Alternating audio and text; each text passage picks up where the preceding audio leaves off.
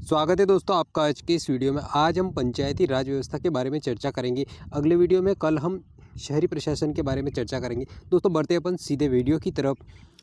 पंचायती राज व्यवस्था में दोस्तों आज का हमारा पहला प्रश्न है, भारत में स्थानीय शासन का जनक किसे कहा जाता है। दोस्तों भारत में स्थानीय शासन का जनक लॉर्ड रिपन को कहा जाता है।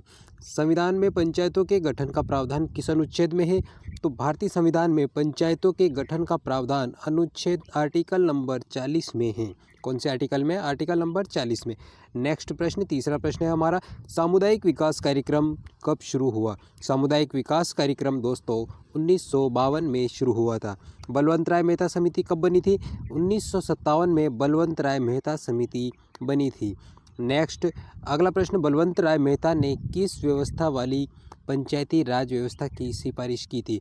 दोस्तों बलवंत राय मेहता ने त्रिस्तरीय व्यवस्था वाली पंचायती राज व्यवस्था की सिफारिश की थी। किस प्रकार की? त्रिस्तरीय। पंचायती राज व्यवस्था अधिनियम कब पारित किया गया था। दोस्तों 2 सितंबर 1959 को पंचायती राज अधिनियम पारित किया गया था। अगला प्रश्न, सातवां प्रश्न दोस्तों, सातवां प्रश्न है, पंचायती राज व्यवस्था का आरंभ कब और कहां से किया गया था। दोस्तों पंचायती राज व्यवस्था 2 अक्टूबर 1959 को आरंभ हुई थी। और ये कहां से हुई थी? तो ये राजस्थान के नागौर जिले से प्रारंभ हुई थी। कहाँ से हुई थी? 2 अक्टूबर 1959 राजस्थान के नागौर से प्रारंभ हुई थी। नेक्स्ट आठवां प्रश्न, अशोक मेहता समिति का गठन कब किया गया था। तो 1977 में अशोक मेहता समिति का गठन किया गया था। अगला प्रश्न दोस्तों, नौवां प्रश्न, थुंगन समिति का गठन कब किया गया था। दोस्तों थुंगन समिति का गठन 1988 में ईस्वी में हुआ था और ये राजीव गांधी के द्वारा किया गया था।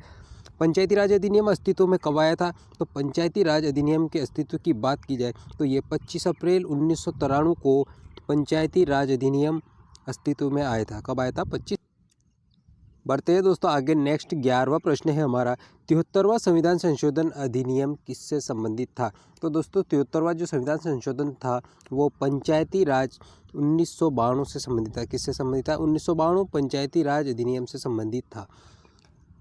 12वां प्रश्न, पंचायती राज विधेयक द्वारा भारतीय संविधान के भाग 9 में अनुच्छेद 243 क से अण तक कौन सी अनुसूची जोड़ी गई। तो दोस्तों ये 11वीं अनुसूची जोड़ी गई और 11वीं अनुसूची के भारतीय संविधान के भाग 9 में 11वीं अनुसूची के अनुच्छेद 243 क से अण तक ये विषय जोड़े गए जो कि पंचायती राज व्यवस्था से संबंधित है। बढ़ते दोस्तों आगे। अगला दोस्तों पंचायती राज व्यवस्था में 13वां प्रश्न है, 73वें संविधान संशोधन के अनुसार पंचायती राज स्तर की त्रिस्तरीय ढांचे का प्रावधान किया गया और यह ढांचा किस प्रकार का था। दोस्तों पंचायती राज व्यवस्था के 73वें संविधान संशोधन के अनुसार त्रिस्तरीय ढांचा किस प्रकार से था। तो पहले ग्राम स्तर पर ग्राम पंचायत होगी, प्रखंड स्तर पर पंचायत समिति होगी और जिला स्तर पर जिला पंचायत का गठन किया जाएगा। ये 3 खंड थे। किस प्रकार से? ग्राम स्तर, प्रखंड स्तर और जिला स्तर। अगला दोस्तों 14 नंबर का प्रश्न, पंचायतों के सभी सदस्य किस आधार पर चुने जाते हैं। तो दोस्तों वयस्क निर्वाचन प्रणाली के आधार पर सभी पंचायतों के सदस्य का चुनाव होता है। सभी पंचायत क्षेत्र का विभाजन किस आधार पर किया गया। तो दोस्तों ये पंचायतों का जो विभाजन है ये जनसंख्या के आधार पर किया गया है। नेक्स्ट दोस्तों 16वां प्रश्न है हमारा। 16वां प्रश्न, ग्राम पंचायत का सदस्य बनने हेतु न्यूनतम आयु क्या है। तो दोस्तों साधारण सा प्रश्न है, 21 वर्ष इसके लिए न्यूनतम आयु है। 17वां प्रश्न, पंचायतों की अवधि होती है। तो दोस्तों ये 5 वर्ष की अवधि होती है। अगर इससे पहले पंचायत विघटित हो जाती तो 6 माह के अंतर्गत चुनाव पुनः करा लिए जाते हैं। अगला प्रश्न दोस्तों 18वां प्रश्न, पंचायत के विघटन की तिथि से कितने समय के अंदर चुनाव कराना अनिवार्य है। पंचायत अगर विघटित हो जाती है तो दोस्तों कितने समय के अंदर चुनाव कराना अनिवार्य है। तो दोस्तों ये 6 माह के अंतर्गत चुनाव होना अनिवार्य है। 19वां प्रश्न, पंचायत की आर्थिक स्थिति की समीक्षा के लिए किसका गठन किया गया। दोस्तों पंचायत की आर्थिक स्थिति की समीक्षा के लिए हर राज्य में राज्य स्तरीय वित्त आयोग का गठन किया गया। किसका गठन किया जाता है? राज्य स्तरीय वित्त आयोग का। अगला प्रश्न दोस्तों 20वां प्रश्न, पंचायत की आर्थिक स्थिति की जांच और उनसे मिलने वाली सहायता की अनुदान राशि की सिफारिश कौन करता है? तो दोस्तों ये राज्य वित्त आयोग करता है। कौन करता है? राज्य वित्त आयोग पंचायत की आर्थिक स्थिति की जांच करना और उनसे मिलने वाली सहायता एवं अनुदानों की सिफारिश करने का कार्य राज्य वित्त आयोग करता है। बढ़ते हैं आगे 21वां प्रश्न दोस्तों, पंचायत में अनुसूचित जाति और जनजाति के सदस्यों के लिए स्थान सुरक्षित उनके आरक्षण की व्यवस्था है। ये दोस्तों किस प्रकार से दिया जाता है? तो ये जनसंख्या के अनुपात में दिया जाता है। नेक्स्ट दोस्तों अगला प्रश्न है हमारा, में पिछड़ी जातियों के लिए आरक्षण की व्यवस्था नहीं है।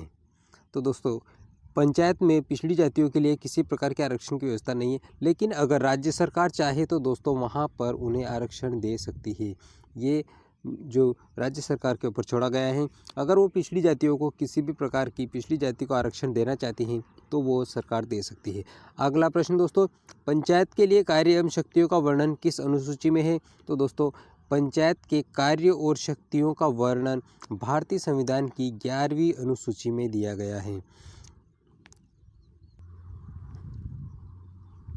नेक्स्ट प्रश्न, पंचायत के अधिकार क्षेत्र में कितने विषयों को रखा गया है? दोस्तों तो पंचायत के अधिकार क्षेत्र में 29 विषयों को रखा गया है। कितने विषय को रखा गया है?